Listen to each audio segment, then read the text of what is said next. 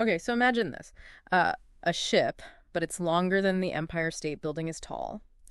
And it's built to pull oil from deep in the ocean, refine it right there on the ship, and store it until a tanker shows up. Sounds kind of crazy, right? Like something out of science fiction. But they're real. They're called FPSOs. And Guyana's using them to become a major energy player. It was really interesting how Guyana has gone from basically zero oil production to, well, this. Exactly. It's like they went from 0 to 60 overnight.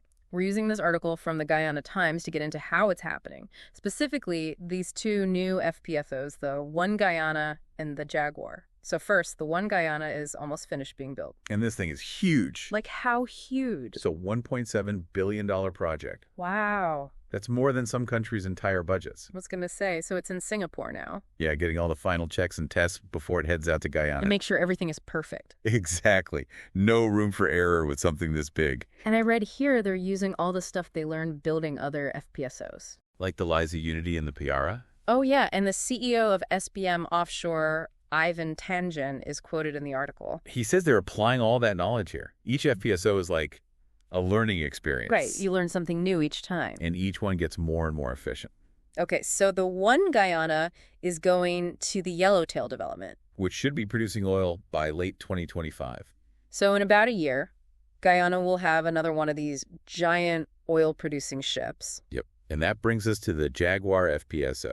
This is for ExxonMobil's 6th project in Guyana. Wait, 6th? They're calling this one Whiptail, and it's part of this area, the Stabroek Block. So they already have 5 projects going. The Stabroek Block is estimated to hold billions of barrels of oil. So yeah, ExxonMobil is moving quickly here. Wow, that's incredible. So the Jaguar is almost done with its engineering phase. Most of the technical stuff's figured out. They've ordered a lot of the parts. Now they're about to get into the details of the design. And the CEO of SBM Offshore says they brought back the same team that worked on the Liza Unity. Mr. Tangen, yeah. To help ensure everything goes smoothly. Makes sense. When you're dealing with projects of this size, you need all the experience you can get. Absolutely. And it looks like they've already started cutting steel for the Jaguar. And this key component, called the MPF-5, is almost finished in China. The MPF-5? What's that? So it's a big part of the mooring system. It keeps the FPSO anchored to the seabed. Even in rough seas? Especially in rough seas. It's a crucial part of the whole thing. Wow. And they're building it in China. It just goes to show how global these projects really are. So while the One Guyana is getting ready to set sail, the Jaguar is being built all over the world, ready to be sent to Singapore for final assembly. That's right. The logistics must be insane. It's mind-boggling.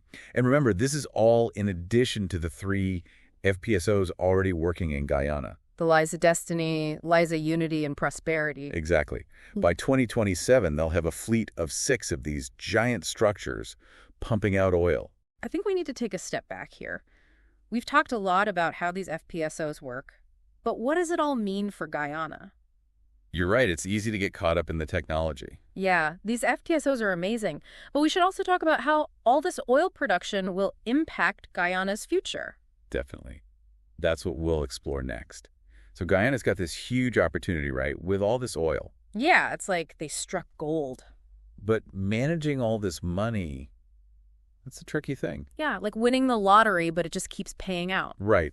And it could really transform the country. But there's a lot of responsibility that comes with it. Definitely. There's this term, the resource curse. Ah, I've heard of that. It's when a country finds oil or other valuable resources, and it actually leads to problems. Like corruption. Exactly. Or economic instability, social unrest. So how can Guyana avoid all that? Well, transparency is key, and good governance.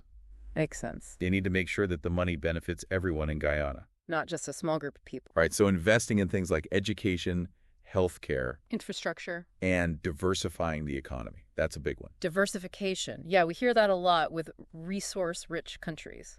It's important because, well, think of it like this. Okay. Relying only on oil is risky. The price goes up and down. So you're saying Guyana is vulnerable if they only depend on oil? Exactly. Right. But if they invest in other sectors, Like what? renewable energy, agriculture, tourism, things like that. So they're not putting all their eggs in one basket. Exactly. They'll be less affected by changes in the oil market. It's like a safety net. Right. And it's not just about the economy either. What do you mean? Diversifying creates more jobs, reduces inequality. It makes the country more resilient overall. Yeah, exactly. But it's a big job, and it takes a lot of planning. And commitment from the government. Absolutely. Yeah. They need to focus on long-term sustainable development, not just short-term gains. Okay, so let's switch gears for a minute and talk about the environment. We're talking about massive industrial facilities here, and they're operating in a pretty delicate marine environment, Right. There are definitely risks. like oil spills. Yeah, those are a major concern. We've seen what can happen. And even small spills can be harmful. Absolutely. To marine life, coastal ecosystems, it's a serious issue. So what can they do to prevent this kind of thing? Well, they need strong environmental regulations. Okay, like rules about drilling, production, and waste disposal. Exactly. And they also need to invest in emergency response capabilities. So if a spill does happen, they're ready. Exactly. Okay, but what about climate change? The world's trying to move away from fossil fuels, but Guyana's increasing oil production. That's a really good point, and it's a tough issue. Yeah, it seems kind of contradictory. On one hand, Guyana has the right to develop its resources. To help its people. Right. But on the other hand, we have to address climate change. And transition to cleaner energy sources. Yeah, it's a tough balancing act, and there are no easy Oh, answers. no, not at all. It's something a lot of countries are struggling with. So how does Guyana do both? That's the question, isn't it?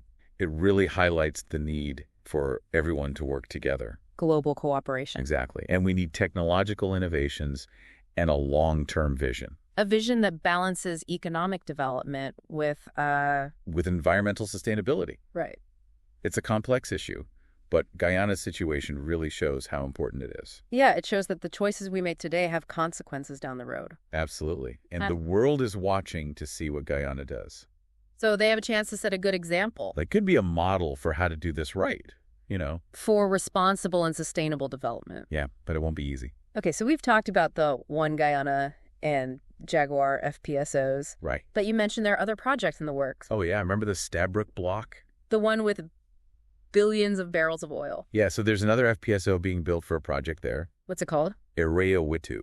Witu. What Yeah. does that mean? It means abundance in the Woro indigenous language. Wow, that's a beautiful name. So how is this one different? It's being built by a different company, MODEC. Modec. They're a Japanese firm. So it shows that Guyana's oil boom is attracting all kinds of interest. Like a gold rush. Pretty much. And this Witu is another huge one. How big? It can store 2 million barrels of oil, 2 million. and it can produce 250,000 barrels a day. That's like, well, it's enough to fill over 83 Olympic-sized swimming pools Every day. every day. And get this, the different parts are being made in shipyards all over the world. Wow, so it's really a global project. Yeah, it's pretty amazing. A lot of moving parts. Okay, so we've talked a lot about the money and the technology, but what about the people in Guyana? How will this affect their lives? That's a really important question. I mean, are there concerns about how this wealth will be distributed? Definitely. Economic development doesn't always benefit everyone equally. So it's not just about producing oil and making money. Right. It's about using that money to create a better future. For all Guyanese. Exactly. And that requires careful planning. And a commitment to making sure everyone benefits. Absolutely. So we've covered a lot of ground here talking about Guyana's FPSO boom, these massive floating factories that are turning the country into a major oil producer. We talked about all the economic potential, the environmental concerns. The sheer scale of it all. Right, exactly. But now I kind of want to zoom out a little, look at the bigger picture. I think that's a good idea. Yeah. Guyana's story, it's like a microcosm of all these challenges the world's facing. Resource management, Economic development, how to protect the environment, global energy demand. and finding sustainable solutions. Yeah, exactly. It's like we're watching a case study unfold in real time. Other countries can learn a lot from what's happening in Guyana. Absolutely. So for you, what's the biggest takeaway from all this? I think it's got to be the importance of good governance. And transparency. Right. You need strong institutions, clear regulations, Accountability. Exactly. Making sure that all this wealth benefits everyone. And that it's invested wisely. But for the long term, I mean, we've seen what happens when oil wealth is mismanaged. Corruption, instability. And it often leaves people worse off than before. So Guyana really has a chance to do things differently. They can break that cycle, investing in education, Yeah. healthcare, Diversifying the economy. creating a future that's not just about oil. And speaking of diversification, Guyana has a huge opportunity with renewable energy. Oh yeah, they've got tons of potential. Sunshine, wind, hydropower. It's incredible. Imagine if they used some of this oil money to invest in clean energy, They could become a real leader in the green economy. attracting ecotourism, preserving their natural beauty. It's a great legacy to strive for. It shows the progress doesn't have to hurt the environment. It's about finding that balance between growth and sustainability. And I think it also shows how interconnected we all are. How so? Well, the choices Guyana makes, they'll impact everyone. Global energy markets, climate change. It's a big responsibility. It is. And it makes me think about how we manage resources in general. So as we wrap up this deep dive into Guyana's FPSO boom, I'm feeling, well, cautiously optimistic, I guess. I get that. They face big challenges. But they also have this amazing opportunity. Could create a new path, one that puts people and the planet first. It's definitely a story that's still being written. And while we don't know how it'll end, I think one thing is clear. What's that? We should all be paying attention to Guyana. There's a lot we can learn from them. Well, that brings us to the end of our deep dive for today. We hope this conversation has got you thinking about Guyana's transformation. And all the complex issues involved. We always say knowledge is power, but it's even more powerful when we share it. So keep exploring these topics, ask questions, challenge assumptions. And have those tough conversations about the future. That's how we make progress. Until next time, keep diving deep and stay curious.